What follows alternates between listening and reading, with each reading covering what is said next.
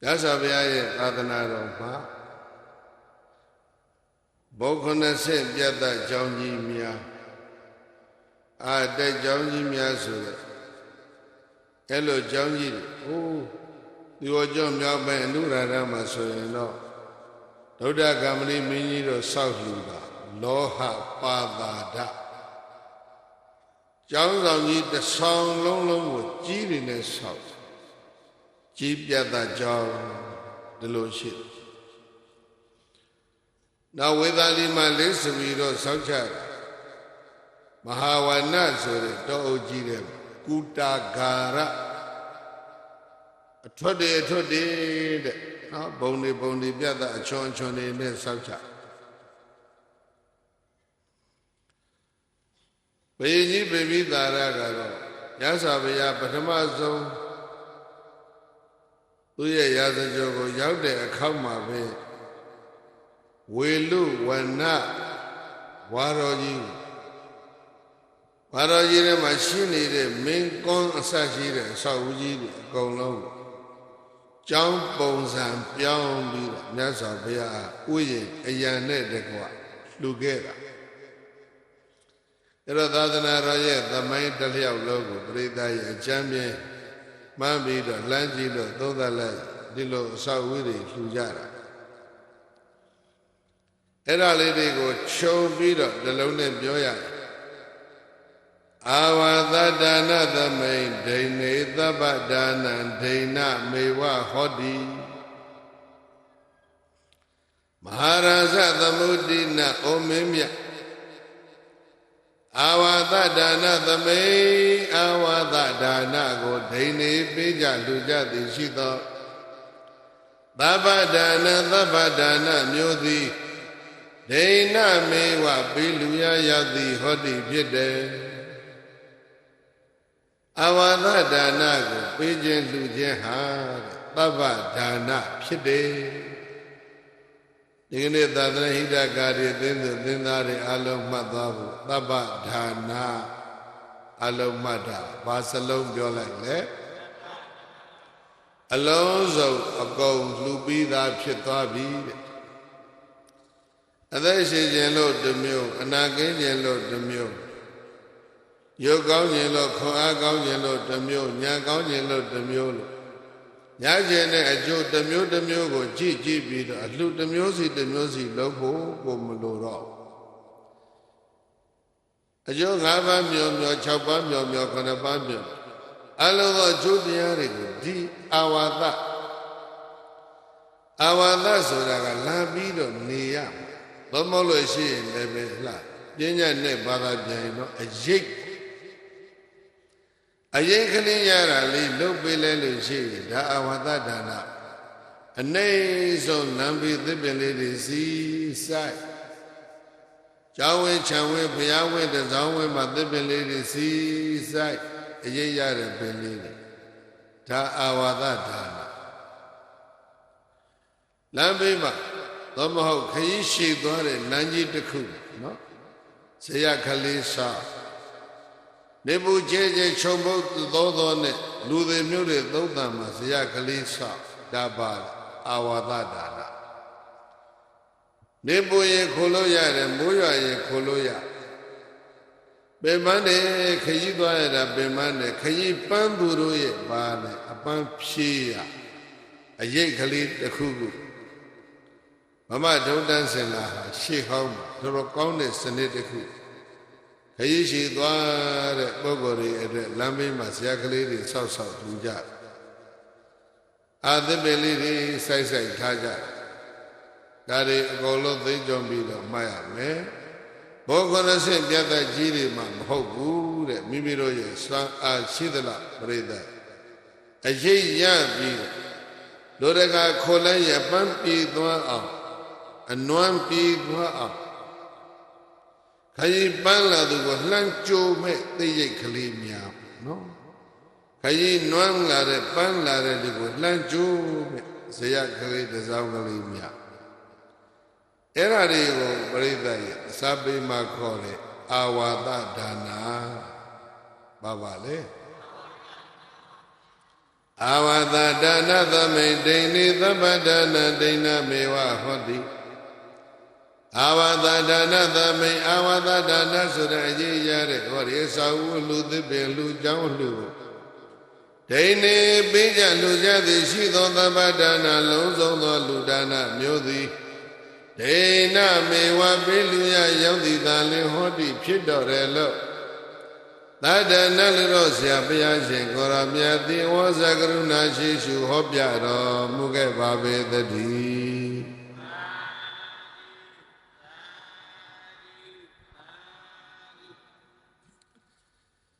ဒီမြတ်ဗုဒ္ဓရဲ့ဟောပြောချက်ဘုန်းကြီးတို့ရှားဖွေတွေ့ရှိတဲ့နေရာကတော့ရသော်ဘုရားကပိလဘုတ်ကိုပြန်ရောက်တဲ့အခါ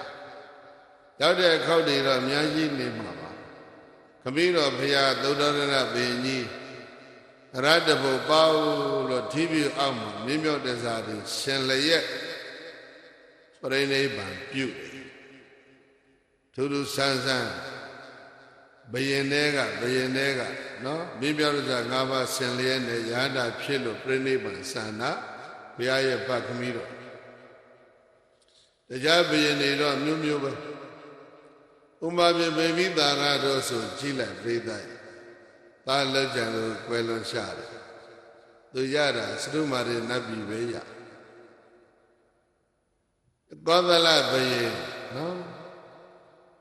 အာယုဒ္ဒနိကေမှာကောသလသံယုတ်ဆိုတာလျှောက်ဖတ်ကြည့်ဇန်950ဇတ်တယ်မှာလဲကောသလနဲ့ပတ်သက်တဲ့ဇတ်တွေပတ်ကြည့်ဒီဘယင်အတွက်မြတ်စွာဘုရားဟာအများဆုံးတရားဟောခဲ့တရားနာရတာအများဆုံးဘုန်းကြီးတို့သုံးသပ်ကြည့်တာဘယင်တခဘယင်တဲ့ကောသလဘာကြောင့်လဲဘုရားနဲ့သူနဲ့25နှစ်အဝတိမှာတူနေကြတယ်ဒါပေမဲ့အဲ့ဒီဘယင်ဘာဖြစ်လဲနတ်ပြည်ရောက်ကြောင်းလည်းဘုန်းကြီးတို့စာပေရှာလို့မရနိဗ္ဗာန်သွားတယ်ဆိုတာအဝိဇ္ဇာဘာတရားတူမှမရရှာဟိုးရာဇဂိုမြို့ဘဝကဇယပြက်ကလေးပေါ့အထီးဒီဘုံတော်ရာဇကတယောက်ကဲ့သို့ခိုးခိုးရမဲ့ငိုကြွေးပြီးတော့လေတွေမိုးတွေကြားထဲမှာမိုးဦးကြလေတွေမိုးတွေတပြိုင်ပြိုင်နဲ့သောကရောက်ပြီးတော့ဇယပြက်ပေါ့ခွဲလွန်သွားချဘယ်တော့မှမသိဒါမဲ့ဘယင်ဆိုတော့လေနတ်ရွာဆန်တယ်လို့ပဲရေးတာနတ်ရွာပဲဆန်လားအပယ်လေးပါးပဲသွားလားနော်ဘယင်ဆိုတော့ဒီစကလုံးကသူ့တဲ့တိကြကြီးဖြစ်အနာတပိန်ကျောင်းတကကြီးတို့နတ်ပြည်တကယ်သွားတယ်ဘောပါယုံကျောင်းမကြီးတို့နတ်ပြည်တကယ်သွားတယ်သူတို့ကိုနတ်ရွာဆန်တယ်လို့ပြိဿရေးကောင်းဒါပေမဲ့အရက်သားဆိုတော့နတ်ရွာဆန်တယ်လို့မပြောကြဘုန်းကြီးတို့ကတော့ဂုံပြုဘာကြောင့်လဲဘုရား25နှစ်လှုပ်ချွေးတဲ့ပုဂ္ဂိုလ်တွေသာသနာသိကျေးဇူးများအဲ့ဒါကိုပြောတာကတော့နော်ရသော်ဘုရားနဲ့တွေ့ပြီးတော့တရားသူရမရဆိုတာလေးကိုအကြံဉာဏ်သုံးသပ်တဲ့ဘုရင်လေးကြောင့်သုဒ္ဓရဏဘုရင်ဉာဏ်နာဖြစ်တယ်ဘုရားရဲ့ခမည်းတော်ဝေသာလီကလိစ္ဆဝီမင်းနေဒီဒီခြားခြားတရားသူရတယ်ဆိုတဲ့ဥစ္စာဘုန်းကြီးတို့မှတ်တမ်းရှာမရကောသလဘုရင်ရဲ့မှတ်တမ်းကြတော့ပြိဿရဲ့မှတ်တမ်းမကောင်းဘူးဘုန်းကြီးတို့သီရိကူရဲ့ဒိဋ္ဌာနဲ့ပြောရရင်ဘဝသမိုင်းသူ့ကြတော့တော်တော်လေးရိုက်သွားမိမိသရဘုရင်မင်းတရာကြတော့လေသားကအလွန်ကဲကြီးနော်ဟိုအင်းအတင်းသုံးလိုက်တဲ့အတွက်ကြောင့်ဟို force ပေါ့ by force သိလုပ်လိုက်တဲ့အတွက်ကြောင့်ဘောကံကြီးမားတဲ့မင်းတစ်ပါးပဲဖြစ်လေကစားဒီ force ကအလွန်ကြီးမားတော့ပြင်းတာစာခံစားလိုက်ရတာဝရိန္ဒနတ်ပြည်တောင်းမရောက်သွားရှာသူလည်းကြောင်းလှူသွားတယ်ကြောင်းတကာကြီးအဲ့တော့ဘုရားရဲ့ဘာကမိတော်ကြီးကြောင်းပြန်ကောက်လိုက်မြတ်စွာဘုရားကိုယ်တော်မြတ်ဝါတော်ခန်းငယ်ငယ်ပဲ9ဝါနဲ့6ဝါအဲ့ဒီလောက်အရဟတဘုပေါက်ရဟနာဖြစ်ပြီးတော့နိဗ္ဗာန်ရှိခ ခိုလုံသွားတော့ကပိလဝနောက်တက်ဖြစ်လာတဲ့ဘုရင်ကမဟာနာမသာကိဝေပြောဘယ်သူပါလဲစာပေမှာရှင်းလင်းစွာဖော်ပြထားတာမတွေ့တော့လည်းပဲဘုန်းကြီးတို့တွေးကြည့်တာတစ်ခုရှိတယ်သုဒ္ဓဒနာဘုရင်ကြီးနဲ့ညီအကိုကြီးနော်သုဒ္ဓဒနာအဲ့ဒီအောက်နာမှာသက်ကောဒနာအဲ့ဒီအောက်နာမှာဒေါတောဒနာအဲ့ဒီအောက်မှာအမိဒေါဒနာညီကိုလေးယောက်ဩရဏဆိုတဲ့စလုံးကြီးနဲ့လာတာသာကေဝေမင်းသားကြီး၄ယောက်ရှိဒါမဲ့သုဒ္ဓဒနာနဂဆံမဟုတ်ဘူးနော်ဘာဆံလဲပရိနိဗ္ဗာန်ဆံဘာဆံလဲ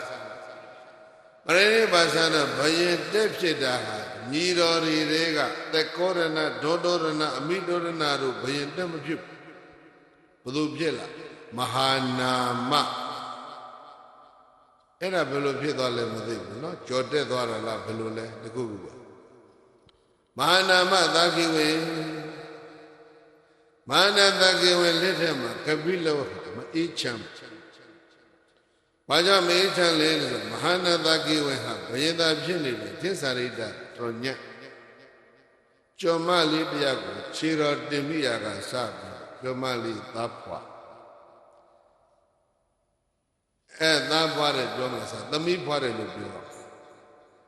ကျော်မကဖွာတဲ့အဲ့ဒီသမီးအရွယ်ရောက်အောင်ဆောင်းလျှောက်ရွယ်လေးရောက်တော့ဘောဓလာကိုတာကိဝင်းဆိုပြီးတော့လိန်ပြီး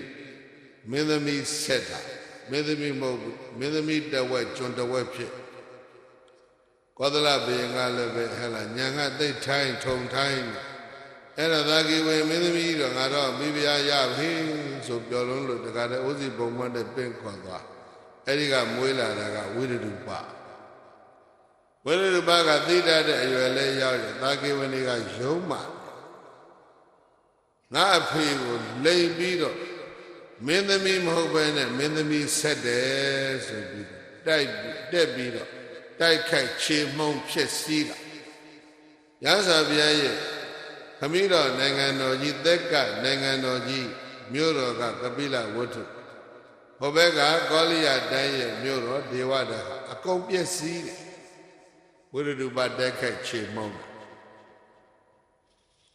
အဲ့ဒီထဲမြတ်သက်ကောဒနာဒေါတောရဏအမိဒေါရဏတို့ပတ်သွားလေသလားဘုန်းကြီးတို့ပူပန်မိဆက်လက်ပြီးတော့ research ပေါ်လေသုတေသနလုပ်ဖို့လုပ်မယ်အဲ့တော့ဖြစ်လာတဲ့ဘယင်ကမဟာနာမသာကိကိုကျွမ်းမကိုနော်ကာမဂုဏ်နဲ့ပတ်သက်လို့လွန်ကျူးတဲ့ဘယင်ဆိုနာမည်ကတော်တော်မကောင်းအဲ့ဒီမင်းရဲ့လက်ထက်မှာကပိလဝသက်ကတိုင်းမငြိမ်သက်ဘူးညဇောဘုရားကိုတော်မြတ်လည်းအရောက်အပေါက်သိနေသွားဘုရားရဲ့45ဝါမှာမြတ်စွာဘုရား15ဝါမြောက်တဝါရေဘေကပိလောမှာဝကတ်နောက်ကပိလောကိုခေလည်းရဲတာရောက်တာဝါဇဝါကမရောက်တော့အဲ့တော့မြတ်စွာဘုရားကိုတော်မြတ်ကပိလောကိုခေတိသစ္စာကြီးလှည့်ရင်တစ်ခေါက်ရောက်လာလို့ရှိကပိလောဘုရားလက်ထက်ကတိဆောက်ခဲ့တဲ့ကျောင်းကအလုံးသိလောက်တဲ့ထင်တယ်ပြန်မှနိကြောဒရာမပါပါလေခေါ်နေကြကတော့နိကြောဒယုံဒီလိုခေါ်နိကြောဒမင်းသားကြီးရဲ့ဥယျာဉ်သုဒ္ဓရဏဘုရင်ကြီးကငါသားကြီးဘုရားလှူပါညီတော်နိကြောဒမင်းသားညီတော်မင်းဥယျာဉ်ကြီးဘုရားလှူပါအဲ့ဒါဘုရားကျောင်းတော်ကြီးတည်ပေးလိုက်တယ်ဘုရားပထမဆုံးအခါကပိလဝရောက်ကြတဲ့ကိုကနိကြောဒယုံကလူပြီးတာဘုရားဒုတိယဝါရဲ့ဝါမဆိုးမီတလနှစ်လအလိုလို့အတိအကျပြောလို့ရတယ်အစုံလပြည့်နေ့မှာကပိလပြန်ရောက်အဲ့ဒီမှာနိကြောဒယုံကခမည်းတော်ကလှူတယ်နိကြောဒယုံကြောင်းအဲ့ဒီမှာလည်းပဲဒီတရားကိုတစ်ချိန်ဟောနောက်သေးသေးချာချာပြီးပြီးသားသားပြန်ဟောတာကကပိလောကိုနောက်တစ်ခေါက်ပြန်ရောက်တော့ကပိလောကအေးချာချာမရှိဝိရဒုပရဲ့ ချိန်ချောက်မှုနဲ့မငြိမ်မသက်ဖြစ်နေတော့နေကြောရာရုံဆိုတဲ့တောကြောင်ကြီးတွေကိုမဟာနံဘယင်ကြီးကမလာရဲဘူးအဲ့တော့သုဒ္ဓရဏဘယင်ကြီးလက်ထက်ကကပိလောရွှေနန်းတော်ထဲမှာတိုင်းရပြည်မှုကိုစီဝေးတိုင်းမရစီဝေးညီမှုရပေါ့လွတ်တော်ခမတ်ဆောင်ကြီးရှိ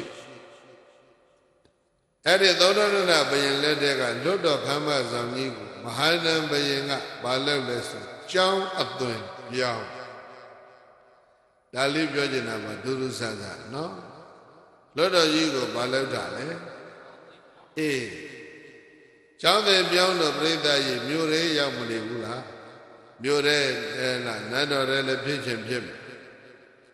အဲ့တော့လွတ်တော်ကြီးကျောင်းအသွင်ပြောင်းပြီးတော့မြတ်စွာဘုရားကိုပင့်တင်းပြီးတော့လှူတာမဟာနံကဒီတော့ဒါလည်းပဲပုံတစ်မျိုးပဲကျောင်းလုံးပုံတစ်မျိုးပဲသူရဲ့ကိုယ်ပိုင်ပစ္စည်းဥစ္စာနဲ့တီးခြားဆောက်ဦးမဆောက်ဖဲနဲ့ရှေးကနောင်တော့မင်းတွေလက်ထက်ကတိုင်းရည်ပြည်မှုစည်းဝေးတဲ့လွတ်တော်ကြီးကိုပြိဿကြီးကျောင်းဖြစ်ဘုရားလှူတာမဟုတ်လားပုံစံတစ်မျိုးလုပ်ပုံကအဲ့ဒီကျောင်းတိုက်ကြီးလွတ်တော်ခမ်းမဆန်ကြီးကိုကျောင်းဖြစ်လှူတော့မြတ်စွာဘုရားကမဟာနတကိဝေကိုပြောတယ်အေးတို့မင်းလူတဲ့လွတ်တော်ကျောင်းကြီးကမြို့လေကောင်ဖြစ်နေတယ်တဲ့သုံးညာကာရိတတ္ထကတာပိရမန္တိတို့ဘုရားရှင်ကိုရောမြတ်တို့ဆိုတာစိတ်ငြိမ်သောအရာမှမွေလျော်ရယ်ရိသရဲ့ဘုရားရှင်ကိုရောမြတ်တို့ဘယ်မှာပျော်မွေ့အိုးဘုန်းကြီးတို့သီရိကုဗုဒ္ဓတက္ကသိုလ်သီရိကုသာသနာ့ဘိမှာနော်မော်ဒကလမ်းဘိမှာဘုရားဆိုဘယ်ပြောမှလဲသာသနာကတော့โอเคပဲကာမောဒကတဲ့နီးတယ်ဆိုပြီးအဲ့ဒါဇောမြစိတ်ညင်ရမှပြောမွေးတယ်မင်းเจ้าဖြစ်လှူရင်ယာယီလာပြီးတော့တဲခိုတဲ့เจ้าအဖြစ်ပဲတို့လက်ခံမယ်မြဲနေเจ้าတော့ဘုရားလက်မခံအဲ့ဒါယာယီခဏတစ်ပြုတ်လာတဲမယ်နေတဲမယ်ညဒီကြောရယုံပြန်သွားမယ်ညအိမ်လည်းပဲ2ည3ညအိမ်မယ်ပြီးရင်ထွက်သွားမယ်အဲ့เจ้าခေလို့ပြော guest house အဲ့ဒါလောက်ပဲလက်ခံတန်ဃာတွေနဲ့အမြဲတမ်းသုံးဖို့ကတော့မလျော်ဘူးတဲ့မြို့လေကောင်ကြီးအဲ့တော့လွတ်တော်ကြီးကဘာဖြစ်သွားလဲဝိဟာရအဖြစ်မရောက်တော့အဲ့ဒါကိုပြောထားတာအဓဂတအာဝတ္တထာခါရပြိဿဘာခေါ်လဲအာဝတ္တထာခါရကြားကျင်နဲ့ကြားဘူးပဲမှတ်မိဖို့ခက်မကြားဘူးပဲလည်းရှိခြင်းရှိပြီအာဝတ္တထာခါရဆိုတော့အိတ်ချောင်းအဲ့ဒါအိတ်ချောင်းဖြစ်လက်ခံနေလွတ်တော်ကကျောင်းဖြစ်အိတ်ချောင်းတက်ခုဆောင်ပေါ့အဲ့ဒီလွတ်တော်ကိုပြောင်းထားတဲ့တက်ခုဆောင်ကြီးပေါ်မှာခုနကတရားကိုဘုရားကဟောသွား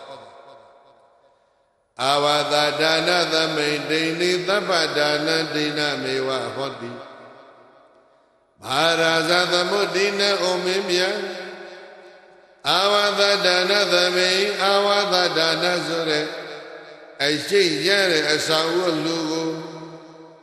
ဒိဏိပေးသည်လှူသည်ရှိသောသဗ္ဗဒါနလုံးစုံသောလူဒါနမျိုးသည်ဒိဏမေဝပေးလူရာရောက်တော့သည်သာလေဟောတိဖြစ်တယ်သဗ္ဗဒါနမျိုးဖြစ်တယ်ရဲ့လို့သတ္တနလူတော်ဆရာဘုရားရှင်ကိုရောမြတ်သည်မာနာမံသကိဝမာနာမနာမသကိဝမာနာမအပြည့်ရှိတဲ့သကိဝမင်းကြီးကိုအဝေါစာကရုဏာရှိထားမေတ္တာအဖြင့်မိန့်ကြားတော်မူခဲ့ပါပေသတည်း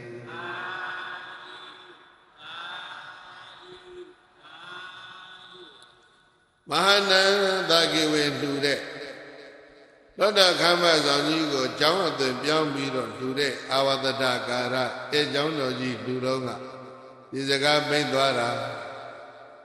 ခမည်းတော်ကြီးလှူတဲ့နိကြောရယုံမှာလည်းဒီစကားမိတ်ခဲ့တယ်ရှားတရားတွေမှာလည်းပဲဒီလိုပဲမင်းတော်မူတာရှိမှာအဲ့တော့သဗ္ဗဒါနဆိုတာလေးကိုပြိဿကြီးဒီနေ့ညမှတ်ဖို့ပဲဖြစ်ပါတယ် မြတ်ဗုဒ္ဓရဲ့သာသနာမှာမြတ်စွာဘုရားပထမဆုံးဝါတော်ကမိဂရာဟောမှာယန္တာပါ60နဲ့ဝါဆိုတယ်ကြောင်းမရှိခဲ့ဘူးနောက်ကြပါမြတ်စွာဘုရားဟဲ့သံဃာတော်60နဲ့နေသွားတာမိုးတဲ့လေတဲ့နေရတယ်ဆိုတာနောက်ကြမှာသိတာရာဇဂိုဗရဏသီကတတိနန္ဒီယဘယ်သူလဲအဲ့ဒါပါဠိစလုံးတွေကိုဒီလိုကြီးပဲခေါ်နေတယ်နော်စေတော်ကြောင့်ကြီးတွေကဘယ်သူလဲဆိုအနာတပိန်ပဲခေါ်ဒီကနေ့ကျတော့ရှိကဥရီကိုရီတတ်ခေါ်တယ်ဟိုဥဒန္ဒီယဥအနာတပိန်လို့ဒီလိုခေါ်တာကစာမရှိပဲဖြစ်နာတပိန်ကိုယူသေးသောအဖြစ်ဥနာတပိန်ခေါ်ရင်ကောင်းမြတ်ကောင်းမလားလို့ဘုန်းကြီးကတွေးကြည့်တာမိဂရာကိုအကြောင်းတကကြတော့ဘယ်နဲ့နန္ဒီယဥဒန္ဒီယမခေါ်ဝိသကဒီတိုင်းခေါ်တဲ့ရှိကဒေါ်လည်းမပါဘူးခဏ message တွေပါလေလည်းမပါဘူးဟုတ်လားဝိသကပါဠိစလုံးကလည်းပဲအဲ့ဒါတွေရှေ့ပုတ်တွေ prefix word ဆိုတဲ့ရှေ့ကဂုဏ်ဓုပုတ်မပါဘဲနဲ့ကိုအဓိပ္ပာယ်ကခေါ်လို့ကောင်းဒါပေမဲ့ဘုရားရဲ့ညီတော်ဘယ်သူလဲအာနန္ဒာအဲ့ဒါကြဘယ်နဲ့ခေါ်အရှင်အာနန္ဒာခေါ်ဗျာအရှင်တဲ့ခေါ်အာနန္ဒာလို့ခေါ်လို့ချင်းခေါ်ရတာပါဇတ်တဲ့ဘယ်လိုကြီးမှမသိဘူးမယိုသေးရချသာရိပုတ္တရာလို့ခေါ်မဲ့စားအရှင်သာရိပုတ္တရာဆိုတော့ခေါ်ရတာသိအရသာပေါ့နော်သာသနာတော်သူကလည်းအဲ့လိုရှိပါကဲအဲ့ဒါတော့ဝါရနဲ့ပတ်သက်လို့စဉ်းစားမိတာလေးပြောတယ်ဥဒ္ဒတိယတဲ့ဘုရားထွက်ကြွသွားပြီးမှကြောင်းဆောက်ဖို့စိတ်ကူးပေါက်အဲ့တော့တရင်ကျော်ခရီးပြောလိုက်တာဗျာသူလကြတော့ရာဇကျော်ဝင်လာမိမိသားရဘီကြီးကဝေလို့ဝင်လှူလိုက်ပြီးဒါပေမဲ့ဘယင်တဲ့ဥသွားတော့တခုရှိသေးရာဇကျော်ကတတိတယောက်သာဝတိတတိအနာတပိန်နဲ့ဆိုရင်မောင်းလဲနှမလဲသာဝတိကတတိအနာတပိန်ရဲ့နှမသည်အဲ့ဒီရာဇကျော်တတိရဲ့ဇနီးရာဇကျော်တတိရဲ့နှမသည်သာဝတိအနာတပိန်တတိရဲ့ဇနီးအပြန်လှနှမချင်းလဲပြီးတော့သူတို့နေကြတယ်ဒါကိုရင်ကျေးအောင်ပြောတော့မောင်းလဲနှမလဲအဲ့တော့ရာဇကျော်တတိကဘုရားကိုဘုရားဖြစ်ပြီးလို့နော်ပြာသူလပြည့်ဆိုတော့ပြိဿကြီးရှစ်လအကြာမှာဖူးခွင့်ကအဲ့ဒီမှာမြတ်စွာဘုရားကိုတော်မြတ်ဟာဝေလို့ဘုရင်ကြီးကလူထားလို့နေသာနေရတယ်မိမိသားသားเจ้าတွေကမလောက်ရသေးဘူးအဲ့တော့ဝါတော်ကြီးတဲ့ဘုရားနေရတာနဲ့စောစောငါသွားဖူးအောင်မယ်လာတန်ဃာတော်တွေကလေတချို့ခြုံတွေကထားလာတချို့ရှိုးတဲ့မြောင်တယ်တချို့လိုင်ကောင်းတယ်တချို့သစ်ပင်အောက်တချို့ကောက်ရိုးပုံကတချို့သုတ်တန်ဆရာကပြသောဆိုတော့သိချမ်းတချို့ကိုတော့ကောက်ရိုးပုံအိတ်တွေနဲ့တူးတယ်ပလာလပုံစတော့ဧကိစီအာကိသန္တိပြောအဲ့တော့ဘုရားတဲ့တန်ဃာတော်တွေကြီးပြီးတော့ပြသောလကြီးအေးလိုက်တာလဲကြောကွဲမတတ်ပဲနေနေတဲ့မှာချမ်းချမ်းစီစီနဲ့ဘက်ကချင်းကရင်ကလင်းတိုက်နေဘူးပြမစာနေရတယ်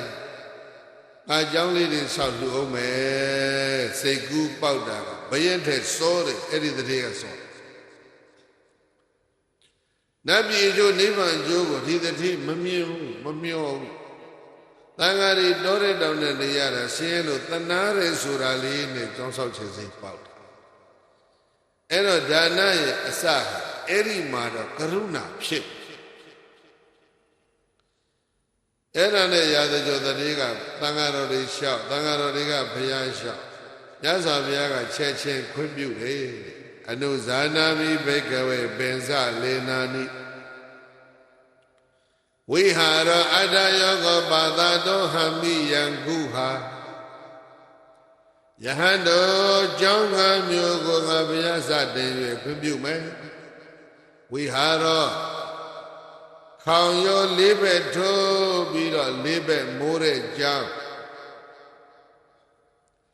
အတ္တယောကို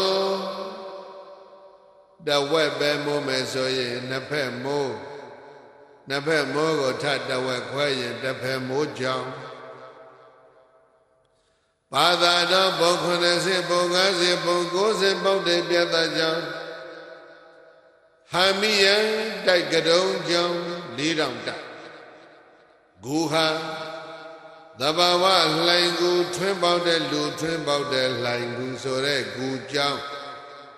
အဲဒီလိုပိစလိနာနိကြောင့်5မျိုးတို့ကိုအနုဇာနာမိငါဘုရားခွင့်ပြုမယ်လို့သာတနလရောဆရာဘုရားရှိခိုးတော်မြတ်သည်ရသကိတောင်ငါလောကကိုနွားချံတော်လို့ရသကြောဆိုတဲ့ရှင်မြို့တော်မှာဝါစာကရုဏာရှိတာမေတ္တာအဖြစ်ပင်ကြတော်မူခဲ့ပါပေသတည်း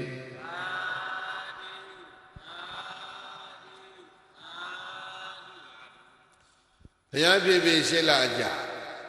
ပရိသတ်ရဲ့သေချာမှတ်တာရသကြောမှာအနာတပိနဲ့ရောက်ဖသမီးရောက်ဖအပြန်လန်တော်တဲ့တထေးကလျှောက်ထားသဖြင့်ရသော်ဘုရားကျောင်း5မျိုးလက်ခံကောင်းတယ်လို့ခွင့်ပြုပါပြီတဲ့နော်ခေါင်ရိုးအလဲကောင်းထိုးတောင်4000ကအုံးလက်ကလေးတွေထိုးတော့ပရိသတ်ရဲ့အမိုးက4ဘက်ချဖြစ်အဲ့ဒါမျိုးကိုဝိဟာရခေါင်းတရိုးတဲ့ဆိုရင်အမိုး2ဘက်ချခေါင်းကိုမရှိတော့ဘူးဆိုတစ်ဖက်မိုးမယ်တစ်ဖက်စောင်းမိုးမယ်အဲ့ဒါကြတော့အတ္တယောဂဘုံ30ဘုံ50ဘုံ90ဘုံ90ပြတ်သားတဲ့အချုံနေသုတိဘုံချုံတွေတရင်နေဆိုင်ပေါင်းတွေနဲ့ဟောထုပိကာတွေနဲ့အဲ့ဒီလိုကြောင်းကြီးတွေကြတော့ပါတာဒ4000တဲကရုံအမိုးပေါ်မှာနွေရသည်ပူလုံးလို့ဆိုတက်နေလို့ရတယ်အိန္ဒိယသစ်ခေတ်စာဘီဟာ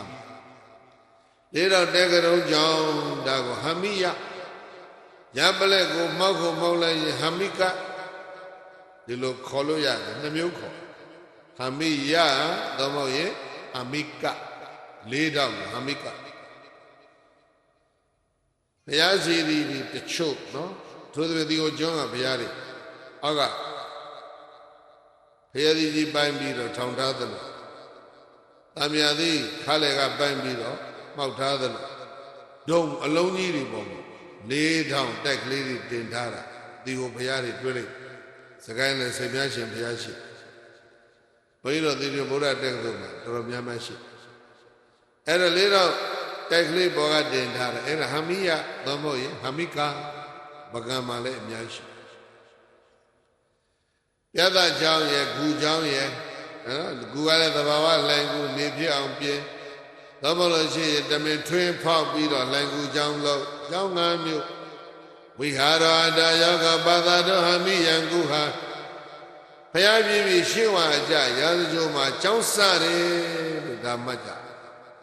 ဘုရားပြည့်ပြီးရှင်းဝါအယရာဇကြိုမှာကြောင်းစ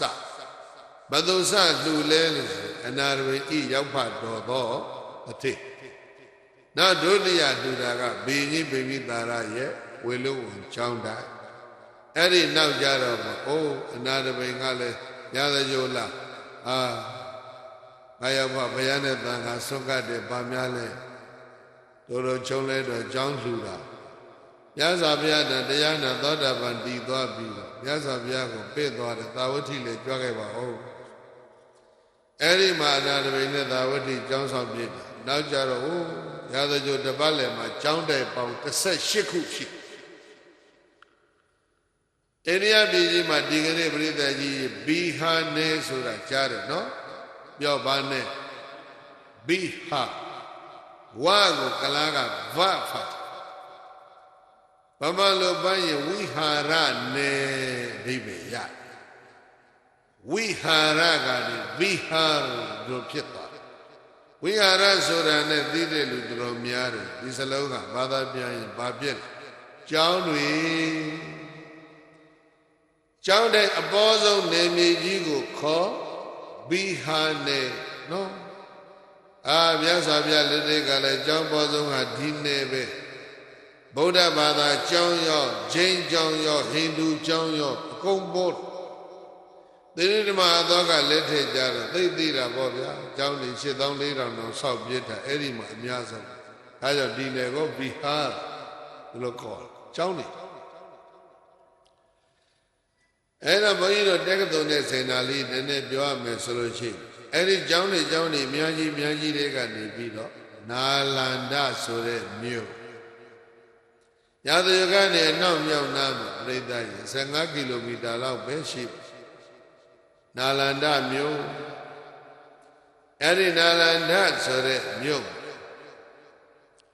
နာလန္ဒမှာနလဆိုတဲ့ဒီပုတ်ကကြာလို့အဓိပ္ပာယ်ရဓာကနော်ပေးတယ်လို့အဓိပ္ပာယ်ရကြာပေးတယ်လို့ဒီလိုအဓိပ္ပာယ်မဟုတ်ဘူး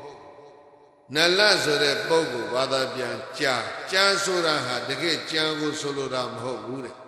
ကြာကိုဟလာဘာအထိမ့်မှဘာဤအထိမ့်မှလို့တယ်လဲဆိုပညာဤအထိမ့်မှဟာကြာပဲပညာဉာဏ်ရဲ့အထိမ့်မှပညာဉာဏ်ရဲ့ဆိုင်အဲ့ဒါပါလေကြာအဲ့ဒီမျိုးကကြာပေးတယ်ဆိုတဲ့အိဗယ်မဟုတ်ဘူးဘာပေးတာပညာပေးတဲ့မျိုးကိုပညာဓာတ်လို့ဆိုရမှာကိုနာလန္ဒလို့ဆိုလိုက်တာဟာပညာပေးသောမျိုး contribution of wisdom ပညာသည်စုံတဲ့မြို့အဲ့ဒီမြို့မှာကျောင်းတိုက်ကိုပါဝါကတတိတယောက်ဆောက်ပါဝါဆိုတဲ့မြို့ဟာလေရာဇဂိုရဲ့အရှိမြောက်ထဲတောင်တန်းကြီးတွေရဲ့အခြေနားမှာပါဝါမြို့ရှိနိဂန္ဓနာတဗုဒ္ဓဆိုတဲ့ဂျိန်းဘုန်းကြီးဂျိန်းကိုင်းဆရာကြီးကွယ်လွန်တဲ့မြို့ဟာပါဝါအဲ့ဒီပါဝါကတတိတယောက်ကနာလန္ဒလာပြီးတော့ကျောင်းဆောက်အဲ့ဒါကြောင့်အဲ့ဒီကျောင်းကိုပါဝါရိကာယုံကျောင်းနာလန္ဒမြတ်စွာဘုရားနေဘူးတဲ့ရှင်သာရိပုတ္တရာရှင်မောဂလန်တို့အဲ့ဒီမှာမွေးကြနာလန္ဒမှာမွေးကြနာလန္ဒကနာလကရွာပြိဿအဲ့ဒီတေကသာဝကကြီးမွေးကြရှင်သာရိပုတ္တရာရဲ့ဝိပွားရရွာသည်နာလကရွာမှာဝေးပြီးတော့နာလကရွာမှာပဲသာရိပုတ္တရာပြိဋိဘံဆန်းတဲ့ဒါလောက်နေပဲသဘောပေါက်လာပြီပညာပြီးသောမြို့ဆိုနော်ပညာဣရရိယပုဂ္ဂိုလ်ကြီးမွေးရမြေဟာပညာပဲပြီးတာမဟုတ်လားအဲ့ဒါကြောင့်ဒီကနေ့နာလန္ဒကိုပြန်ကြည့်လိုက်ရင်တက္ကသိုလ်ကြီးဖြစ်နေတာသာရိပုတ္တရာကိုဂုံပြုတ်ပူဇော်တဲ့အထိမ်းအမှတ်နဲ့ဒီကျောင်းတိုက်ကြီးတဲ။အိုးရသော်ဘုရားပြိဋိဘံပြုပြီးတဲ့နောက်နှစ်တည်တော်တော်ကြာတော့မှမင်းအဆက်ဆက်အဲ့ဒီမှာကျောင်းတိုက်ကြီးတွေကိုတက္ကသိုလ်ပြောင်းဒီကနေ့ကနာလန္ဒတက္ကသိုလ်ဆိုဒါဗတက္ကသိုလ်တို့ရဲ့သမိုင်းမှာအစောဆုံးသက်တမ်းအရှိဆုံးတက္ကသိုလ်ဟာဒီနာလန္ဒအမေရိကန်ပြည်တော်စုမှာသက်တမ်း900ရှိပြီ800ရှိပြီဆိုတဲ့တက္ကသိုလ်တွေရှိပါဥပမာပြအမေရိကန်ပြည်တော်စုဟိုဘော့စတွန်ပြည်နယ်ဘော့စတွန်မက်ဆာချူးဆက်ပြည်နယ်ဘော့စတွန်ကမြို့မက်ဆာချူးဆက်ပြည်နယ်မှာဟာဗတ်ယူနီဗာစီတီဆိုတာနော်နှစ်900ကျော်အဲ့ဒီဟာဗတ်ဆိုတာကဒီနာမည်ကိုကတက္ကသိုလ်ကိုထောင်တဲ့ပုဂ္ဂိုလ်ရဲ့နာမည်ဟာဗတ်ဆိုတာအင်္ဂလိပ်လူမျိုးအင်္ဂလန်ကနေပင်လယ်ဖြတ်ပြီးတော့အမေရိကရောက်သူကဘုန်းကြီးခရစ်ယာန်ဘုန်းကြီးသူသမိုင်းသိစေဝေစားစရာကောင်းတယ်ပေါင်စတာလင်950နဲ့ကလေးတွေကိုစာသင်ပေးတဲ့ကျောင်းကလေးနဲ့ဘုရားရှိခိုးကျောင်း church လေးတဲ့တာသူ့ပါလာတဲ့စာအုပ်ကလေး300ကျော်ကိုစာကြည့်တဲ့လုပ်ပြီးတော့ဘုရားကျောင်းလေးရဲ့စာသင်ကျောင်းလေးရဲ့ဆောက်လိုက်တာအဲဒီကနေပြီးတော့တပြေးဟာဗတ်ဆိုတဲ့ပုဂ္ဂိုလ်တဲ့ဒီဘုရားကျောင်းနဲ့စာသင်ကျောင်းလေးကနေဒီကနေ့တော့ဘာဖြစ်လဲတကဘာလုံးကမော့ကြည့်ရတယ်ဘာဖြစ်လဲHarvard University နော်အဲ့ဒီသမိုင်းတွေကြည့်လိုက်လို့ရှိရင်ဒီတက္ကသိုလ်တွေဟာအဆံငွေကြီးရှိတဲ့ပုဂ္ဂိုလ်တွေနဲ့ပညာရှင်တွေနောက်တစ်ခုထပ်ဘုန်းကြီးတွေပေါင်းဆောက်ကြနောက်ရှိသေးတဲ့ဗန္ဒဘစ်တက္ကသိုလ်ဗန္ဒဘစ်ဆိုတဲ့ဥစ္စာဟာနော်အမေရိကန်ပြည်တော်စုမှာချောင်းကျူမြောင်းကြားမှာနှင်းစုပ်ကလေးနဲ့ဟင်းရွက်ရောင်းရင်းဟင်းရွက်သည်တွေကိုကတို့ပို့ရင်းနဲ့အသေးဖြစ်လာတဲ့လူ၄ရန်တောင်မအောင်ဘူး မီလီယံပေါင်းများစွာပိဿာတွေလည်းပေါ်လာရောငါကြောင်းမတက်ဘူးငါပိဿာတွေဘာသုံးမလဲဟာငါလိုကြောင်းမတက်ရတဲ့ကလေးတွေအများကြီးရှိမှာပဲသူတို့တည်းကြောင်းဆော့ပေးရရင်ကောင်းတယ်ချောင်းချုံပြောင်းကြလှေဆုံးနဲ့သွားနေတဲ့လူကကြောင်းထောင်ဖို့နီးစနစ်မသိဘူးထောင်ကျင်စိတ်ပဲရှိအဲ့ဒါနဲ့ကြောင်းထောင်တတ်တဲ့လူတွေလိုက်ရှာတော့နော် Nashville ဆိုတဲ့မြို့ကခရိယာဘုန်းတော်ကြီးတွေသွားတွေ့တာအဲ့ဒါပိဿာနေပေးလိုက်ပြီးတော့ကြောင်းတည်လိုက်တာအဲ့ဒါပိဿာငွေကြေးရှိတဲ့ပုဂ္ဂိုလ်တွေရဲ့ပညာရှင်တွေရဲ့ထက်လိုက်အောင်ဘုန်းတော်ကြီးတွေပေါင်းပြီးတော့ဘာဖြစ်တက္ကသိုလ်ဖြစ်တာကဘာရရကတက္ကသိုလ်ဘယင်ကစထောင်တဲ့တက္ကသိုလ်ဆိုတော့ဥရောပမှာမရှိဘူးဘုန်းကြီးတို့ရှာမတွဲလို့ဖြစ်ရင်လည်းဖြစ်မယ်ရှင်းရင်လည်းသိနေဘုန်းတော်ကြီးတွေရဲ့ပိဿာငွေကြီးပေါ်တဲ့ပုဂ္ဂိုလ်တွေရဲ့ပညာတတ်တွေထောင်ညတက္ကသိုလ်အင်္ဂလာကတက္ကသိုလ်တစ်ခုနည်းနည်းမိတ်ဆက်ကြည့်ပါ Oxford နော်ကဘာကသိလေးစားတယ်မသိသောပညာဘာမှမရှိဘူးဘာတက္ကသိုလ်လဲ Ox Ox ငယ်ငယ်တုန်းကကျောင်းသင်တော့ဘယ်လိုဖတ်ခဲ့Ox ဆိုတာနွားနထီလာနမOxen နော်ဒီလိုငယ်ငယ်တုန်းကဒါလေးတွေအော်တယ်အဲ့ဒါလေးကိုကရိပ်မိရော FORD fort ဆိုတဲ့ဥစ္စာက shallow place in the river sandy and shallow place can cross မြဲလေကောင်ကတောင်ကုန်လေးတွေတောင်ကုန်လေးတွေရေလေးတိမ်တိမ်လေးရှိမယ်ခြေကုန်မြုပ်လောက်ရှိချင်ရှိမယ်လူတွေဟိုဘက်ဒီဘက်ဖြတ်သွားနိုင်လောက်ရေတိမ်တဲ့တောင်ကုန်လေးတွေကို foot caught အဲ့ဒီမှာဘာတွေဖြတ်နွားတွေဖြတ်လက်ဆက်သားတော့သမိုင်းဖတ်ကြည့်တော့နွားကုံသေးတွေတဲ့နှစ်အုပ်ကြီးတွေဟိုဘက်ဒီဘက်ဖြတ်မောင်းတဲ့နေရာဟာ Oxford ပဲဒါဆိုလို့ရှိရင် Oxford ဘယ်ကလာနဘွဲကနွားစေးကနေဖြစ်လာတဲ့တက္ကသိုလ်ပဲအဲ့ဒီနဘွဲဒီဘက်ကနဘွဲဟိုဘက်ကနဘွဲနွားတွေမကားဘူးစိတ်လဲရောက်သိုးလဲရောက်ဒီလိုရောက်ကြဗမာလိုပြောရင်တော့ကောင်းမှာနော်ငပိလဲရောက်ငချောက်လဲရောက်ပေါ့ဒီလိုဈေးဖြစ်ပြီးစီကားလာလူစီကားတယ်ဆိုတော့ missionary သာသနာပြုတဲ့ဘုန်းကြီးတွေကလည်းရွေ့နဲ့သွားနေကြတာကိုကြောင်းထိုင်ဆိုတာမျိုးမဟုတ်ဘူးလေသူတို့ကသွားနေကြတာအဲ့တော့သွားနေရင်နဘွဲလူစီတာတွေ့တော့ရောမန်ဘုန်းကြီးတွေကျောင်းလေးတွေဆောက်တာသစ်ပင်အောက်ခုနတဲ့ကျောင်းဒီနားကျောင်းဆောက်နွားပွဲစားတွေရဲ့တထေးတွေနွားပွဲစားတွေရဲ့ကလေးတွေစာသင်စရာမရှိတော့အဲ့ကလေးတွေပန်းခေါ်ပြီးတော့ဘုန်းကြီးတွေက church လေးတွေမှာစာသင်တာchurch တွေဘလို့ပေါက်အများကြီးဖြစ်အဲ့ဒီတော့ church ထဲမှာတော်တော်များများကြီးတဲ့ဘုန်းတော်ကြီးလင်္ကာဘာကခေါင်းကြီးရိုက်တာတို့တော့တကြောင်တကာတာတကြွတဲ့ဘုဆန်းဆိုတော့တယောက်တစ်မျိုးလျှောက်လို့မြင်လို့တော့မကောင်းဘူးတို့ဘုန်းကြီးတွေအကုန်ပေါင်းပြီးတော့ညှိပြီးတော့သေရွညွန်းတာတစ်ခုဆွဲရင်ကောင်းမယ်ကမင်းက science သင်ပေါ့ကမင်းက chemistry သင်ပေါ့ကမင်းကတော့ physics သင်ပေါ့ကအဲ့လိုဝေလိုက်ကြဘုန်းကြီးတွေအဲ့ဒါနဲ့နဘွဲမှာရောမန်ဘုန်းကြီးတွေရဲ့ကျောင်းကလေးတွေကအပြည့်တပြည့်ပေါင်းစုပြီးတော့ညှိနှိုင်းပြီးတော့သင်ရင်နဲ့မြို့တော်ကြီးကလည်းကဘာကျော်လို့ Oxford နော်သွားကြည့်လိုက်ရင်မြို့ထဲမှာအချွန်လေးကြီးပဲအဲ့ဒါ church တက္ကသိုလ်ပေါင်းမြောင်များစွာ college ပေါင်းမြောင်များစွာအဲ့ဒါကြောင့် Oxford ဘယ်ကလာနဘွဲကလာဘသူတွေစခရိယာဘုန်းကြီးတွေစဘသူတွေနဲ့ပေါင်းတယ်နွားပွဲစားတွေလက်ကုံးတွေနဲ့တည်ကြဘယင်မပေါင်းဆိုကမပေါင်းအဲ့ဒါတက္ကသိုလ်တွေရှေးဟောင်းတက္ကသိုလ်ရဲ့သမိုင်းတွေအကုန်ပြန်ကြည့်အဲ့ဒီလိုကြီးသွားကြဘုန်းကြီးတို့တိုင်းပြည်ကြတော့မှအစိုးရမပြီးဘူးဒီလိုကြီးထင်းနေတယ်နော်ထိုင်းနိုင်ငံလောက်လှမ်းပြီးတော့ကြည့်လိုက်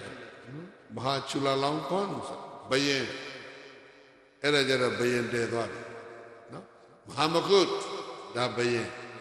အဲ့ဒီကြတော့ဘယင်တည်သွားတယ်ဒီကနေ့တော့ဘယင်တည်တဲ့တက္ကသိုလ်တွေကိုစီမံကော့ခဲတာအကုန်လုံးဘုန်းကြီးတွေဖြစ်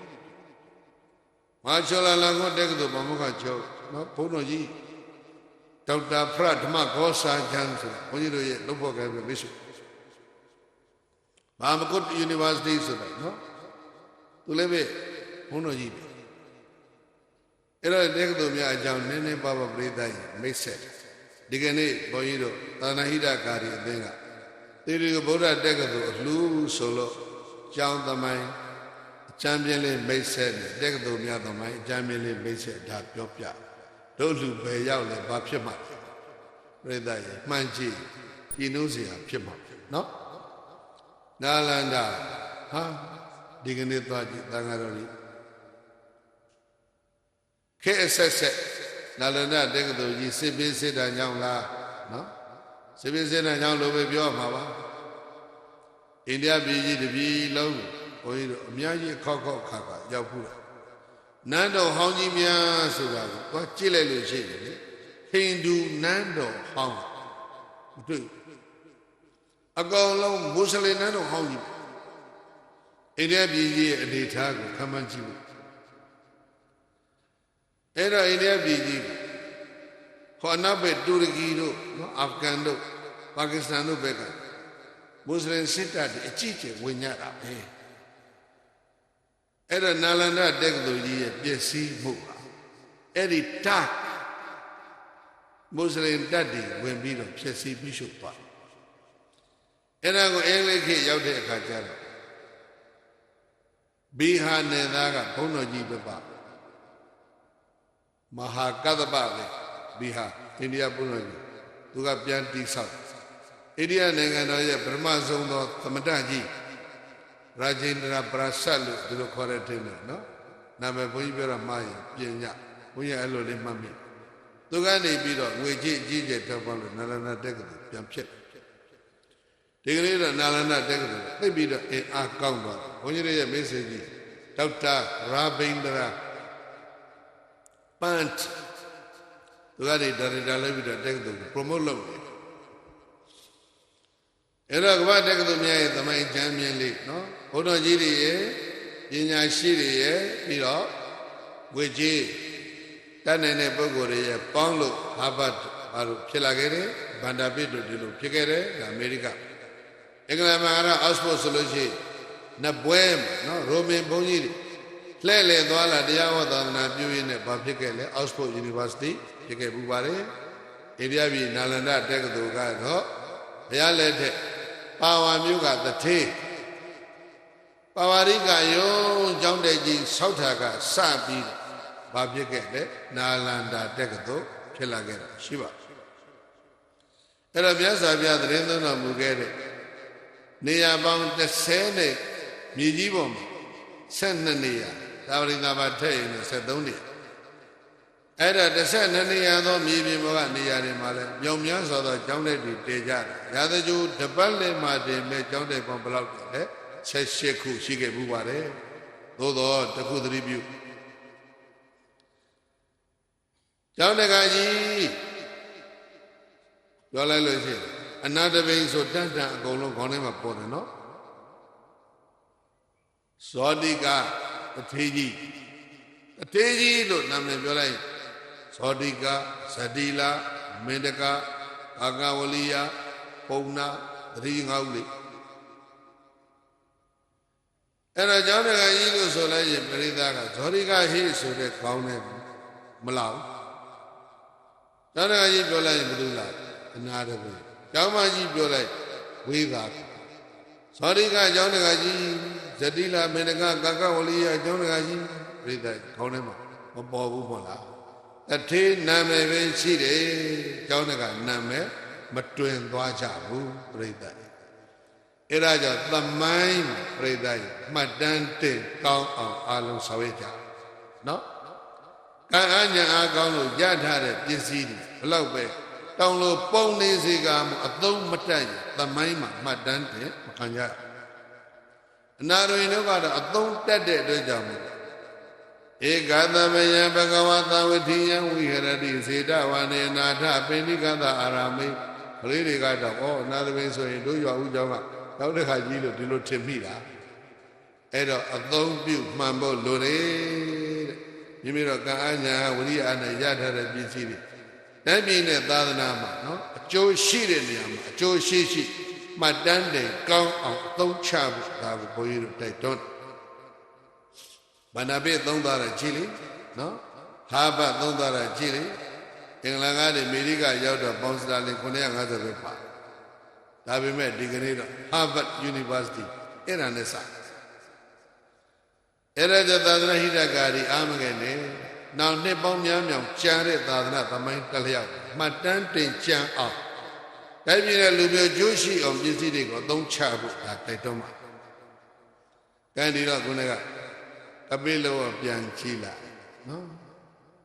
ကပိလောပြန်ကြည့်လိုက်တော့မဟာနန္ဒကိဝင်ကဘာကြောင်းဆောက်ဒီစလုံးမေးအာဝတ္ထာကာရပါလေဘာကိုကြောင်းလောက်တာလုတ်ဘောကတစ်မျိုးသူပဲဇန်နဲ့ထုတ်ပြီးတော့သီးခြားဆောက်တာမဟုတ်ဘူးဒါပေမဲ့မြတ်စွာဘုရားကလည်းအဲ့ဒီနေရာကျတော့အဘတရားဟောသွားတယ်ဒီစလုံးဘုန်းကြီးကိုရအာဝသဒါနနာမေဓမ္မာရာဇမဟန္တံမင်းကြီးကျောင်းဌာနဟာသိကြီးကျယ်တယ်တောမကံအာဝသောမယပရိဗုဒ္ဓောဘေကုသံကိနာဘိပရိဗုဒ္ဓောဟောတိသိကြောင့်ငါဘုရားသုံးရင်တန်ဃာတွေလည်းပဲသုံးတယ်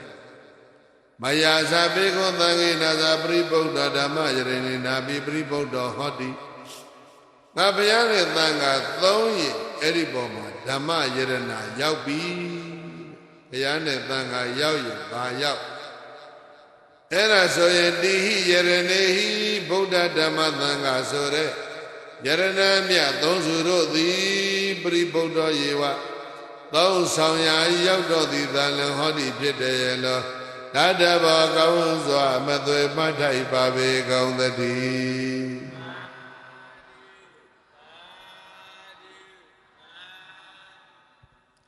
ငါဘုရားသတင်းသုံးရင်သံဃာတော်တွေလည်းသတင်းသုံးမယ်ဘုရားနဲ့သံဃာသတင်းသုံးတော့တရားယရဏလည်းပဲရောက်တယ်အဲ့ဒါဆိုရင်ကြောင်းလှူရတာဟာယရဏသုံးပါးအားလှူရတာလို့မှတ်ပါတဲ့မဟာနန္ဒကိဝေအတွက်ဘုရားကသိချကြောင်းဟောပါမေရမမရာဇသမုဒိနာဩမေမြတ်အာဝသဒါနနာမံအာဝသဒါနနာမေတ္တမရာဇမန္တံအာဝသဒါနဆိုတာလုံးတရားကြီးတယ်မြတ်မြတ်တဲ့အကျိုးတရားရှိတယ်အညတ္တရမယငါဘုရားမှလွဲပြီးတော့အညောကောစီတခြားဘသူမစောအာဝသဒါနသအာနိသံတံကျောင်းဒါနရဲ့ကျိုးကုန်အာနိသင်ကိုသာခမန္တပတ္တဝအာနိသံတံသိက္ခမန္တကလေးရဲ့ကျိုးကုန်အာနိသင်ကိုဘုမတ္တကပါဏသာလာယဝအာနိသံတံမြေကြီးမှာတည်ဆောက်တဲ့ဆရာကလေးရဲ့အကျိုးကောင်းရင်အာနိသင်ကိုအညောကောစီငါပြန်ကလွဲတခြားပုဂ္ဂိုလ်တွေကပရိစိန်တိတုံပရိယတိတုံဂုံစင်အောင်ပြောပြဖို့ရန်နတ်တကံမတန်နိုင်ဘူးလောသထာနတ်လူတို့ဆရာဘုရားရှင်သည်ဟောစကရုဏာရှိယူဟောပြတော်မူခဲ့ပါပေသတည်း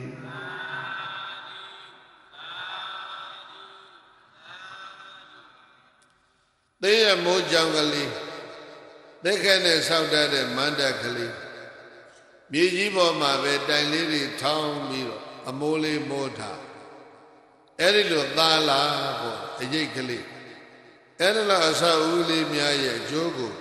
ငါဘုရားကလွယ်တခြားပုဂ္ဂိုလ်တွေကုံအောင်ပြောမပြနိုင်ဘူးကွအရိတ်အာဝါဒအလှရဲ့အကျိုးဟာသိကြီးကျယ်တယ်မဟာရာဇသမုဒိနံဩမေမြတ်အာဝသဒါနသပိတိနိသဗ္ဗဒါနဒိဏမေဝဟောတိကြောင်းလူချင်းကသဗ္ဗဒါနဖြစ်တယ်ကြောင်းလူချင်းဟာဘာဖြစ်လဲအာယုဒါနပရိသတ်ရေပြောဘာဒါနအသက်ရှည်ကြောင်းလူဝိသကနော်အသက်128ပရိသတ်သိတာပဲနော်ဝိသကသား10ယောက်သမီး10ယောက်10ကမွေးသားသမီး20 အဲ့တော့နှစ်ယောက်တည်းနှစ်ယောက်တည်းစေကမွေးတယ်ဒီအမျိုးသမီးကြီးခန္ဓာကိုယ်ကိုဘလောက်များပိန်ချုံချိနဲ့သွားလိမလဲလို့ဒီလိုလှမ်းပြီးတော့စိတ်မပြတ်သမီးတွေနဲ့အတူကြောင်းသွားလို့ရှိတမျိုးလုံးကထွက်ကြည့်တယ်ဝိသကဘေဟာလဲသမီးနဲ့အမေနဲ့ပြိဿရောနေတယ်ခွဲမရဘာဖြစ်လို့အရွယ်တင်လုံးလို့အဲ့ဒါကြောင့်မှတ်တာဘောနနော်ရုပ်အစဉ်ကောင်းခြင်းရင်လဲကြောင်းမဲ့လူရှည်လိုက်တဲ့အသက်120အသက်ရှည်ခြင်းရင်လဲကြောင်းမဲ့လူအာယုဒါနဝန္နဒါနတော့ဗလကောသလဘယင်ကကြားတဲ့ဝိသကခွန်အားကောင်းတဲ့ဘလောက်အင်အားကောင်းတယ်လဲငါစမ်းမယ်ဆိုစင်ကြောင်ကြီးတွေကကိုလွတ်ပေးလိုက်တယ်သူเจ้าအသွားတရားမိမတွေလန့်အောင်ပြီးတော့တွက်ပြေးကုန်ဝိသကစောင့်ကြည့်နေနမောင်းတော်ပြေးလာတဲ့စင်ကြီးနားလဲရောက်တယ်နမောင်းအဖျားဖမ်းကင်ပြီးတော့တွန်းချစင်ကြီးဖင်နိုင်လဲသွားတယ်ခွန်အားကောင်းတာနော်အဲ့ဒါကြောင့်မဟာလတ္တတန်စာကိုဆင်မြန်းနိုင်တာမဟာလတ္တတန်စာသူလက်ထက်တုန်းကသူ့ဖေကလှုပ်ပေးလိုက်တဲ့လက်ဖွဲ့ပစ္စည်းအိုးစိန်နေကြောက်တယ်နဝရကိုပါဗရမ ्या တွေအဲ့ဒါတွေအကုန်လုံးဘုန်းကြီးတို့စာပေရှိတာကိုအကြမ်းင်းချင်းပြီးတွေ့ကြည့်တယ်တည်င်းခွဲစိန်နေရွှေတွေကြောက်တယ်ဗရမ ्या တွေတည်င်းခွဲရွှေက33ပိဿာရှိဒီကနေ့ရန်ကုန်သူမန္တလေးသူတွေအဲ့ဒါခေါင်းပေါ်တင်ကြည့်ပါခွေကနေလဲတော့ခွန်အားမကောင်းဘူးဆိုလို့ရှိရင်ဒီလိုကြည်ကြတဲ့အရာဝတ္ထုတွေဘာဖြစ်မထမ်းနိုင်ကိုယ်အင်းနဲ့ကိုယ်အားနဲ့ကိုကြည့်ပြီးတော့လုပ်ရမန္တရာကြီးကြည့်ဆင်သွားလို့ပဲလူကြီးကြီးဝိသကအဲ့လိုလေးတဲ့မဟာတတန်စာကြီးကိုခေါင်းပေါ်တင်ပခုံးပေါ်တင်ဆင်သွားတာကြောနေတာပဲဒေါင်းလေးရွရွနဲ့သွားနေတယ်လို့ဘေးတယ်ဘာကောင်းတာခွန်အားနော်အာယုန်တေတိဝနန္တေတိပလံတေတိပฏิဘာနံတေတိအသိဉာဏ်လဲကြည့်ကြတယ်အသိဉာဏ်တခုလောက်ပြိဿရဲ့ဝိသကရဲ့အသိဉာဏ်ဟောမှာအမှုတစ်ခုဖြစ်တယ်ဇေတဝမသာဝတိဘာဖို့ဖြစ်လဲလို့ဆိုတော့ကိုမာရကတ္တပယမဲတော်ကိုမာရကတ္တပဆိုတဲ့ယဟန္တာသခင်ရှင်သူများဟာစိတ်တရကတိဓမ္မဂတိကဣတတေယတရားဟောဓမ္မဂတိကစမ်းစမ်းကြဲကြဲဟောတဲ့နေရာမှာဣတတေယအဲ့ဒီယဟန်တော်ရဲ့အမေဟာအိမ်နေသူလူတက္ကမမဟုတ်ဘူးဘိက္ခုနီးဆိုတဲ့ယဟန်မကမွေးတဲ့ကလေးဘယ်နဲ့ယဟန်မကကလေးမွေးယဟန်မအိမ်တော်ပြုသလားပြောစရာယဟန်မအိမ်တော်ပြုတာမဟုတ်ဘူးလူဘွားတုန်းကမိဘတစ်ပါးပေးစားလို့ယောက်ျားယူရတယ်ယောက်ျားနဲ့နေရင်နဲ့သူကိုယ်ဝန်ရှိနေတာမသိလိုက်နှုတ်သဘောတူကွာရှင်းပြဆဲပြီးတော့သာသနာဝင်ပြီးတော့ခေါင်းရိပ်ပြီးခေလို့ပြောရင်တော့ဒီလားရှင်သာသနာတော်သုံးရှိကပြောသလိုပြောရင်ဘေကုဏီလောက်ဝတ်ဘေကုဏီဝင်းပြီးတော့ရဟန်းမလုံးပြီးတော့ဘောရမီရဲ့လက်အောက်နေနဲ့ကိုယ်ကပေါ်လာယဟန်ဖြစ်ပြီးမှကိုယ်ဝန်ပေါ်လာတယ်ဗျာအဲ့ဒါလေးဖြစ်လိုက်တဲ့ကဲရဲ့တန်ဒီအတင်းဆိုတန်ဒီသာဝတိမှာသောကိုညံလို့ဘုဒ္ဓဇင်ပုဂ္ဂိုလ်တွေမျိုးတွေမသွားရဘူးရှက်လွန်းလို့ဘေကုဏီဘိုက်ကြီးတယ်ပေါ့ဟာအယုတ်တွေဆုံးတယ်အဲ့ဒီမှာဒေဝတတ်ကအကြီးကျယ်ရှုံချ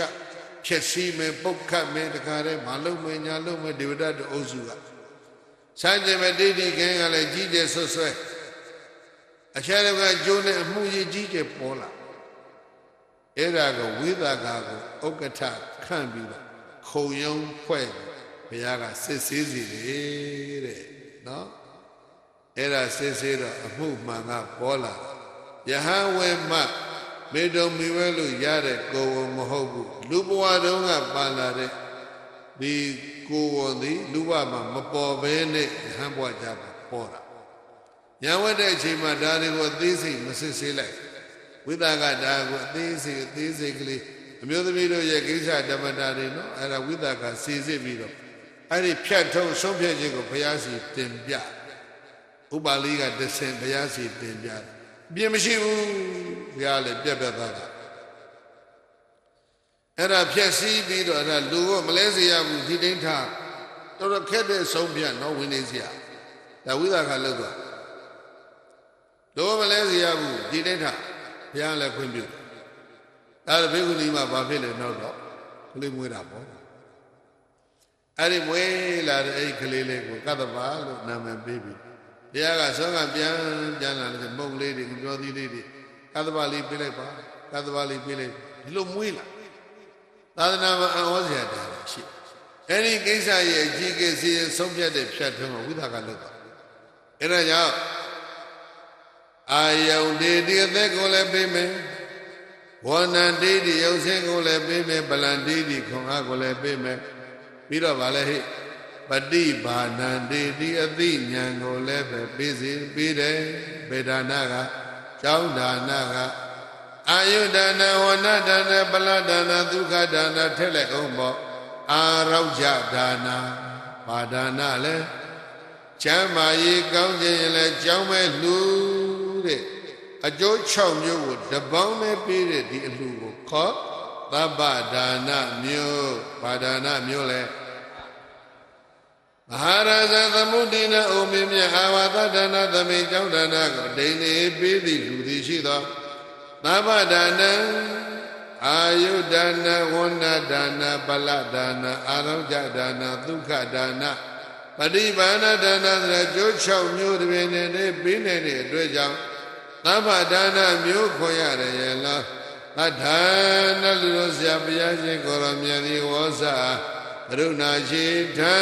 မေတ္တာအဖြင့်ဟောကြားတော်မူခဲ့ပါပေသတည်း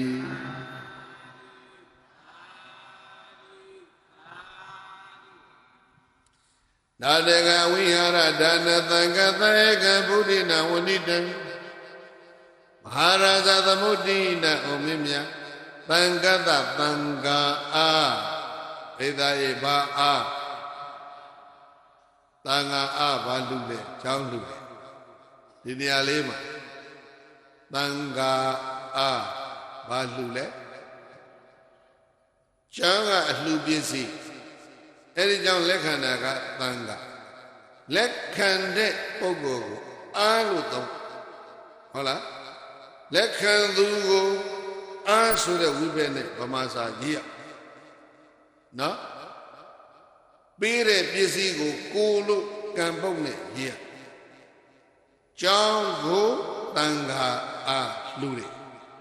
အလွန်စနစ်တကျမှန်ကန်တဲ့ဗမာသရဏီးနဲ့ရေးတဲ့ဗမာစာဗမာစာမတတ်တဲ့လူတွေဒီကနေ့အဲ့ဒါအားနဲ့ကိုပြောမြန်လာအောင်ရေးနော်ခုနကဆိုကြပါစို့နော်ဘုံပြုတ်လွှာဘုသူပေးတယ်အလူရှင်ကိုပေးတယ်မဟုတ်အလူရှင်ကလက်ခံတယ်ဆိုရင်သူကအလူရှင်ဥဖြူအားဒီလိုဆိုတော့ကြီးကဆိုတာကတ္တပေးသူယူသူကဟလာဥဖြူပေါ့ဘာကိုပေးမလဲဘုံပြုတ်လွှာကိုပေးမယ်ဘုံပြုတ်လွှာကိုဥဖြူအားပေးဥရဘဲနဲ့ဥစ္စာတွေ၆ဖတ်မှမသိကွန်ပျူလွှာဥဖြူသူပေးတယ်ဒါမျိုးတွေအလူငွေဘယ်လောက်လဲနော်အလူငွေသိန်း100ဘယ်ကိုပေးမလဲဒီတကူကျောင်းတော်ကြီးပေးလူငွေသိန်း100လားသိန်း100ကိုလားသိန်း100ခိုးဒီတကူတဲကတော်ကြီးလွတ်ပြရမယ်ခေါ်မဟုတ်ပါဘူးခုနကတန်ကျဲစနဲ့អော်တဲ့ကောင်တလွဲလျှောက်နော်သိန်း100အဲ့ဒီလိုနော်အဲ့တော့ဗမာတွေဗမာစာမတတ်တော့ဘူးဆိုတော့အဲ့ဒါတွေကပြောနေဒါကဂျားဂျားဖြစ်ဟာလားနောက်လည်းပေါ်လာညှအောင်ပါပဲအဲ့ဒါပြီးတော့ဟာလားဘုရားတရားသံဃာယတနာသုံးပါးနဲ့တည်တည်ကိုဆိုတော့ဘုရားအားဘာလို့အောင်ကြောကြပါစို့ခမည်းဒီလိုမှတ်လားဘယ်နဲ့အင်္ဂါ၅ပါးနဲ့ပြည့်စုံတော့ဩဃာသနဲ့ကြောကြဩဃာသအင်္ဂါ၅ပါးဘာလဲပြောစားအဲ့ကောင်မေးနော်အင်္ဂါ၅ပါးနဲ့ပြည့်စုံသောသီလကိုခံယူဆောက်တည်ကြရန်ဩဃာသနဲ့ကြောကြပါဘာလို့อ่ะဘယ်နဲ့အင်္ဂါ၅ပါးနဲ့ပြည့်စုံသောဩဃာသနဲ့ကြောကြဩဃာသအင်္ဂါ၅ပါးပြောအဲ့ကောင်မေးဘုန်းကြီးလည်းရှာလို့မရဘူးဩဃာသအင်္ဂါ၅ပါးနော် အဲ့လိုတလဲတကြောမဟုတ်တည်းဩတဲ့ကောင်တွေကိုစိတ်နဲ့မှမတင်ကြပါနဲ့နော်အဲ့ဒါလေးလည်းပြောထားခဲ့တယ်ကဲရှိစီနော်အားနဲ့ကိုယ်ကနေစပါနော်ဟေးကောင်းပြီခုဘယ်ရောက်ပါဝိဟာရဒါနသံဃတဧကဗုဒ္ဓိနာဝဏိတံသံဃတအရာလေးမျက်နှာမှာလွတ်လပ်စွာသရေသုံးနေသံဃာအားအဲ့ဒီကတော့အရာလေးမျက်နှာမှာလွတ်လပ်စွာသရေသုံးနေပါအားလေသံဃာအားဘာလူလဲဝိဟာရဒါနဗိမာန်သာဆံကြောင်းသင်္ကန်းလူရန်တဲ့ဒါနမျိုးကိုဧကဒါနံတိဧကဒါနမျိုးဟူ၍ယောဘာဒါနမျိုးလဲဩသံဃာအကြောင်းဟူတဲ့ဒါနဟာဧကဒါနတလုံးရလာပြန်ပြီခုနကသဗ္ဗဒါနပြီးထားလိုက်ပြီးလိုက်တော့ခုပြောလာတာဧကဒါနအမြတ်ဆုံးဘာကြောင့်မြတ်တယ်လဲလို့ဆိုကြောင်းလှူကြတဲ့လူတွေမိခင်ရဲ့ဝမ်းကောင်းကိန်းအောင်လို့ပရိသတ်နေနေရင်အကြီးမကချင်းချင်းကြက်ချက်မနေရအပေါ်ကခေါင်းပေါ်ကအစာသစ်အိမ်မြုပ်တစည်းစည်းတလေးတွေနဲ့အဲ့ဒါကြီးရွက်တညသိရင်အဲ့ဒါကမစင်ဖြစ်ပြီးတော့အောက်ဆင်းသွားမစင်တို့ကြီးဖင်ခုထိုင်သွေးအိမ်ဒီအိမ်လေးမှာညစ်ပေးပြီးတော့ချင်းချင်းကြက်ချက်ပရိသတ်နေနေရတဲ့ဒုက္ခကိုလေဟောဒီကြောင်းလူကဖယ်ရှားပေးမယ်ဟမ်အဲ့ဒါကြောင့်ကျောင်းလူတဲ့လူရှင်နဲ့ပရိသတ်နေနေရခြင်းဆင်းရဲဒုက္ခမရှိဘူးမိခင်ရဲ့ဝမ်းကြားတဲ့ခါမှာသွေးပြည်တလေးအညစ်အကြေးတွေနဲ့ပေးချမ်းခြင်းမရှိပဲချင်းကြက်ခြင်းမရှိပဲနဲ့တန်တန်ရှင်းခြင်းလွတ်လွတ်လပ်လပ်ပရိသတ်နေနေရတယ်ပရိသတ်နေဒုက္ခကိုပယ်ဖြောက်ပေးနိုင်သောအလူဒါနသည်ကျောင်းဒါနကလွယ်တခြားမရှိဘူးအဲ့ဒါကြောင့်ပရိသတ်နေဒုက္ခကိုပလင်ဖယ်ရှားပေးနိုင်သောကြောင့်ကျောင်းလူသည်အလူတကအလူထဲမှာအမြတ်ဆုံးပဲတဲ့အဲ့ဒါကိုပါဠိလိုခေါ်လိုက်တော့ဘာခေါ်လဲဧကဒါနဧကဒါနဒီအမြတ်ဆုံးသောဒါနဧကဒါနမျိုးဟူ၍ဗုဒ္ဓေနာကိင္ကသေတုပွင့်တော်မူကြတဲ့ဘုရားမြတ်အဆူဆူတို့သည်ဝဏိတံကရုဏာရှိရှုချီးမွမ်းတော်မူအပ်ပေကုန်သတည်း